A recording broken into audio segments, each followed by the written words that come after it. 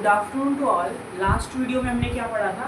हमने पढ़ा था कि ऑपरेटर क्या होता है और ऑपरेटर को हम कैसे डिफाइन करेंगे, एंड उसको किसी एग्जांपल से हमने किया था डिफरेंशिएशन का और इंटीग्रेशन का एग्जांपल लेकर के किसी operator d y d x operator को लेकर के एक्स क्यूब पर अप्लाई करके वैल्यूज़ को निकाला था। उसको एक्सप्लेन किया था कि वो ऑपरेटर जो है किसी फंक्शन अप्लाई करने पर एक न्यू फंक्शन हमें मिल गया था। तो हमने डेफिनेशन की थी और उसको एग्जाम्पल से समझा था।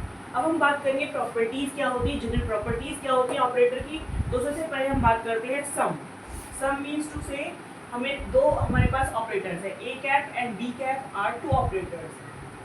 When we apply these operator on a function f, then simply जैसे मैथ्स में आपका मल्टीप्लाई होता है a cap multiply by f, then plus sign, उसके बाद क्या होगा b cap multiply by f।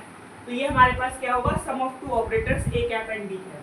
Similarly when difference होगा टू ऑपरेटर्स a कैप पर अप्लाई करेंगे तो हमारे पास क्या होगा, a cap minus b cap f पर अप्लाई करेंगे तो क्या हो जाएगा, a cap f minus b cap f।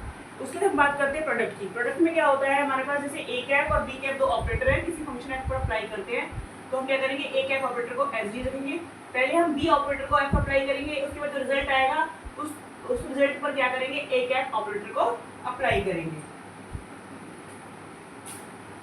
अगर हमारे पास क्या है, टू ऑपरेटर्स इक्वल होंगे तो उस केस में क्या होगा, ए कैप एफ जो है वो बी कैप एफ के इक्वल होगा। ये एक अनदर प्रॉपर्टी है। उसके हम बात करते हैं आइडेंटिटी ऑपरेटर की। आइडेंटिटी ऑपरेटर क्या होता है, अगर हम किसी आइडेंटिटी ऑपरेटर को किसी फंक्शन में अप्लाई करते हैं तो हमारे पास उस फंक्शन पे कोई इफेक्ट नहीं पड़ता, सिर्फ ओनली क्या है, वही फंक्शन हमें मिल जाता है। तो आइडेंटिटी ऑपरेटर की जो वैल्यू होती है वो क्या होती है, 1 होती है। क्या होती है, 1 होती है। इसे बोलते हैं यूनिटी। क्या बोलते हैं, यूनिटी होती है। यूनिटी मतलब 1।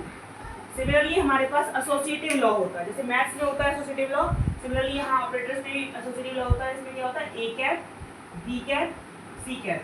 तो हम क्या करेंगे, ए कैप और बी कैप ऑपरेटर को पहले अप्लाई करेंगे किसी फंक्शन पर, उसके बाद जो रिजल्ट आएगा उसको ए कैप। अगर हम पहले इसको निकालें फिर बाद में हम क्या करें, इसको निकालें, अगर दोनों वैल्यू सेम आ रही है इसका मतलब क्या है, जो operator A cap B cap C cap है, ये क्या करेंगे, एसोसिएटिव लॉ को फॉलो करते हैं। अगर नहीं आते इक्वल तो एसोसिएटिव लॉ को फॉलो नहीं करते हैं। उसके आता है हमारा कॉम्यूटेटिव लॉ। कॉम्यूटेटिव लॉ में क्या होता है, जनरली हमारे पास ए कैप बी कैप जो है not equal to B cap A cap आता है। जनरली जो हमारे पास है ए कैप बी कैप जो है, अगर हम बात करें बी कैप ए कैप के इक्वल नहीं आएगा।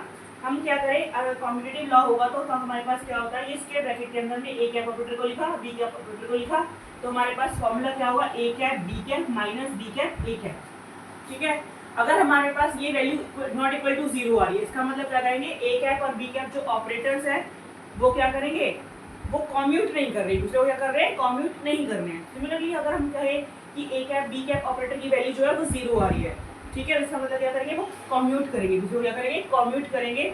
ये जब कब आ सकता है ऐसा, अगर हमारे पास ए कैप बी कैप की वैल्यू क्या हो जाए, माइनस का बी कैप ए कैप हो जाए, मतलब दोनों वैल्यू सेम हो जाए तो हमारे पास रिजल्ट क्या आ जाएगा, 0 आ जाएगा। ठीक है, तो ये कॉम्यूट करेंगे, अगर ऐसा नहीं होगा तो वो कॉम्यूट नहीं करेंगे। अब हम क्या करेंगे, जो नेक्स्ट वीडियो है उसमें हम बात करेंगे different types of operator, like Laplacian operator, Hamiltonian operator, Hermitian operator. ये सारी वैल्यूज जो है उनकी प्रॉपर्टीज़ क्या है उनके बारे में हम स्टडी करेंगे। ओके।